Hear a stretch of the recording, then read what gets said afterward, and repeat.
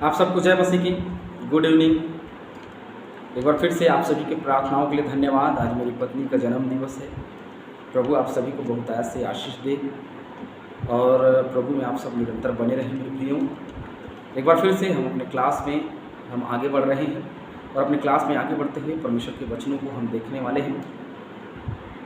मत्ती रचित सुसमाचार और उसका 25वां अध्याय, जहाँ 10 कुंवारियों के दृष्टांत या 10 कुंवारियों के विषय में हम देख रहे हैं कि स्वर्ग का राज्य किस प्रकार से होगा और स्वर्ग में लोग कैसे प्रवेश करेंगे। इसके विषय में हम 10 कुंवारियों के विषय में देखेंगे। यहाँ पे मैं आप सबको बता दूँ, इसमें थोड़ा सा समय ज़्यादा भी लग सकता है, थोड़ा सा हम अध्ययन करेंगे इसका। और बहुत ही अच्छा विषय है ये 10 कुंवारियों का जो दृष्टांत है वो।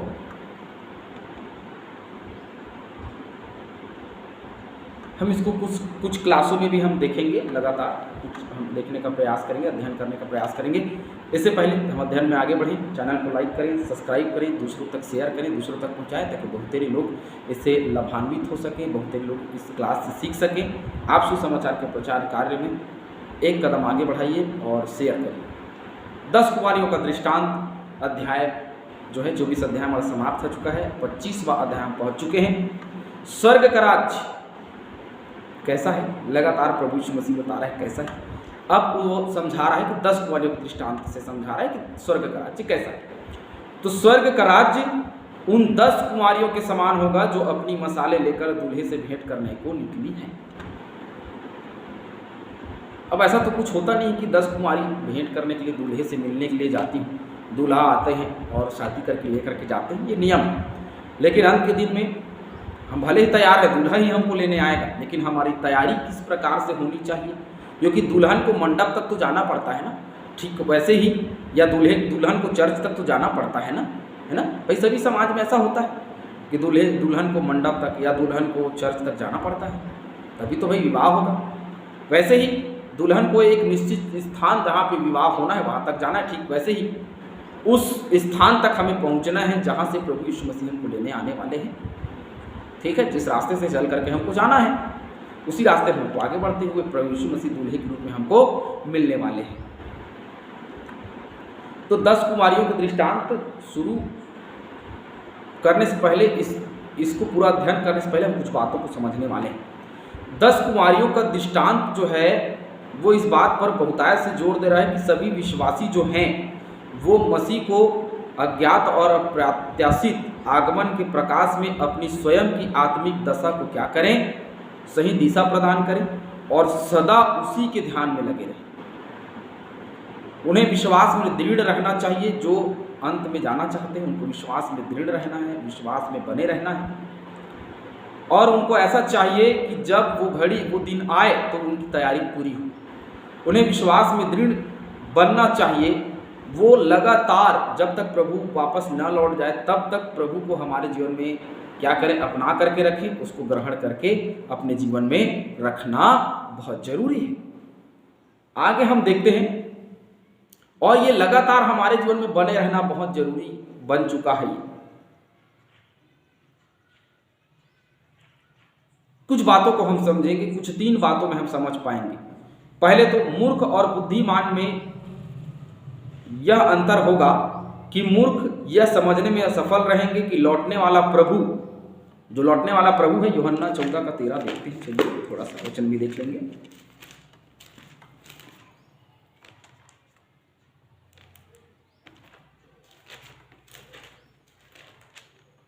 वहां लिखा है, जो कुछ तुम मेरे नाम से मांगोगे वही मैं करूंगा कि पुत्र के द्वारा पिता की महिमा हो। मूर्ख व्यक्ति को यह समझने में वो असफलता हाथ लगेगी कि प्रभु यीशु मसीह जो है वो लौटने वाला है, या अप्रत्याशित समय पर वो आएगा, अज्ञात समय पर वो आएगा। ये समझने में बड़ी मुश्किल मूर्ख को होने वाली है। और बुद्धिमान जो है वो समझ पाएगा। बुद्धिमान अर्थात जो परमेश्वर के वचन में बना हुआ है वो समझ पाएगा। परमेश्वर का आना जब होगा तब होगा, लेकिन जो वर्तमान का हमारा जीवन है उसको सुधारना, ये 10 कुंवारियों के दृष्टांत में है कि सबसे पहले हमारी तैयारी होनी चाहिए। और दूल्हे के इंतजार में हमारी क्या तैयारियां होती हैं। दुल्हन को सजाया जाता है, बहुत अच्छे तरीके से वस्त्र को पहनाया जाता है, ठीक वैसे ही हमारा जीवन भी सुसज्जित हो, दुल्हन जैसे अलग दिखाई देती है, हम भी अलग दिखाई दे।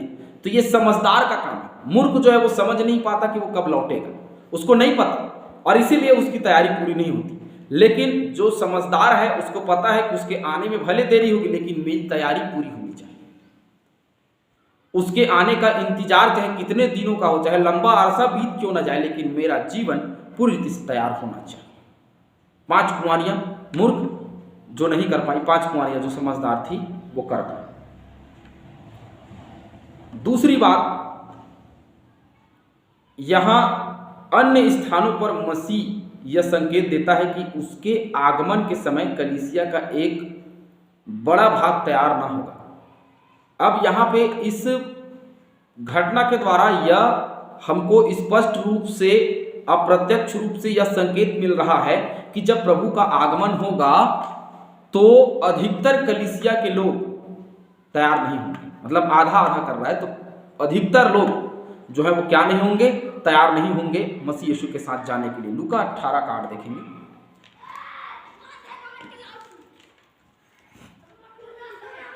मैं तुमसे सच कहता हूं वह तुरंत उनका न्याय चुकाएगा, तो भी मनुष्य का पुत्र जब आएगा तो क्या वह पृथ्वी पर विश्वास पाएगा? अरे जब मनुष्य का पुत्र आएगा तो क्या पृथ्वी पर विश्वास पाएगा? ये एक बड़ा सवाल है। क्या उसको वह विश्वास मिलेगा जिस विश्वास के तहत वो इस पृथ्वी पर आएगा?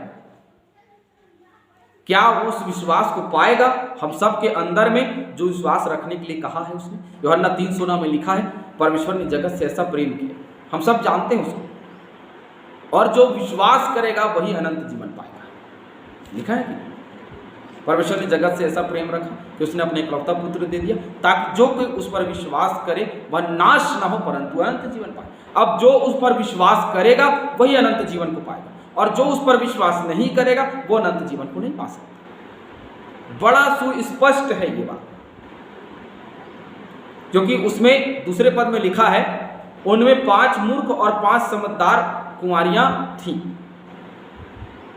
मूर्खों ने अपने हाथ में मसाले तो ली परंतु अपने साथ तेल नहीं लिया, परंतु समझदारों ने अपनी मसालों के साथ अपनी कुप्पियों में तेल भी भरा, मसालों में भी भरा और कुप्पियों में तेल भी भरा। ये तैयारी है इन लोगों की। क्या कलीसिया की तैयारी इस प्रकार से है? मुझे नहीं लगता, क्योंकि प्रभु यीशु मसीह ने स्पष्ट कर दिया, आधी कलीसिया अलग है, आधी कलीसिया अलग है। जैसे अभी हमने पिछले क्लास में देखा था, है ना, एक स्वामी एक दास को सौंपता है, लेकिन वो दास ईमानदार अगर है तो उसको अधिकार मिलेगा स्वर्ग का, ईमानदार नहीं है तो उसको दंड मिलेगा, जहाँ रोना और दांतों का पीसना होगा। ये स्पष्ट है। आप इसको सीखिए, आप इसको समझिए और अपने जीवन में उतार लीजिए कि हमारा जीवन अगर अच्छा बनेगा तभी हम स्वर्गीय राज्य को प्राप्त कर सकते हैं, अन्यथा बिल्कुल दूसरा कोई रास्ता हमारे पास नहीं मिलेगा। तीसरी बात हम इसका समझेंगे। पहली बात हमने मूर्ख और बुद्धिमान में क्या अंतर होगा। दूसरा हमने समझा कि यह स्पष्ट संकेत है कि कलीसिया में आधा भाग जो है, एक बड़ा भाग जो है वो मसीह में नहीं रहेगा, और कुछ लोग हैं जो मसीह में रह पाएंगे, जो तैयारी कर पाएंगे। तीसरी बात यह विचारणीय है कि सभी कुंवारियां दूल्हे के आगमन से आश्चर्यचकित हुई थी। यह वास्तविक करता है कि 10 कुंवारियों का दृष्टांत महाक्लेश के समय के विश्वासियों पर लागू होता है, न कि उन पर जो महाक्लेश के समय होंगे, जिनके पास महाक्लेश के अंत के समय में मसीह के पुनः आगमन के पर्याप्त चिन्ह होंगे। जिनके पास पर्याप्त चिन्ह होंगे, सिर्फ वही नहीं, जिनके पास में पर्याप्त चिन्ह नहीं होंगे उनको भी पता चलेगा कि मसीह यीशु आने वाला है। जिनकी तैयारियां पूरी नहीं होंगी उनको भी पता चलेगा कि मसीह यीशु आने वाला है। वो भी सोचेंगे कि मुझे प्रभु लेकर के जाएगा, लेकिन तैयारी पूरी नहीं होने की वजह से, तैयारी अधूरी होने की वजह से उनको प्रभु छोड़ देगा। आज कलीसिया में बहुत सारी तैयारियां होती हैं, आधी अधूरी तैयारी करने वाले लोग अपने आप को वचन में भरपूरी से समझ, अरे मेरे पास तो बहुत कुछ है, ऐसे घमंड करने वाले लोग बिल्कुल छोड़ दिए जाएंगे। वो अपने साथ में ले जाएगा किनको? जो उसके साथ में बने।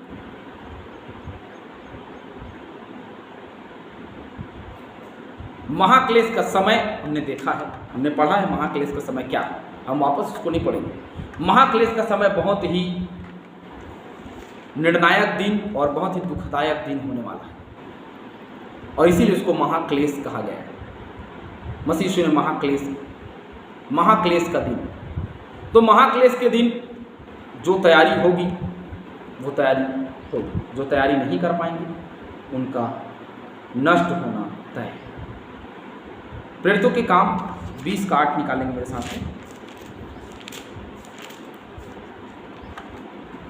जिस अटारी पर हम इकट्ठे थे उसमें बहुत दिए जल रहे थे, है ना, बहुत सारे दिए जलते हैं इसीलिए क्योंकि रोशनी थी।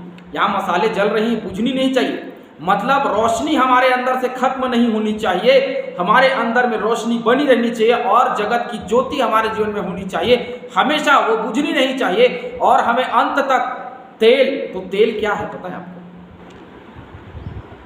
आपको पता है तेल क्या है? परमेश्वर का वचन हमारे लिए तेल का काम करता है।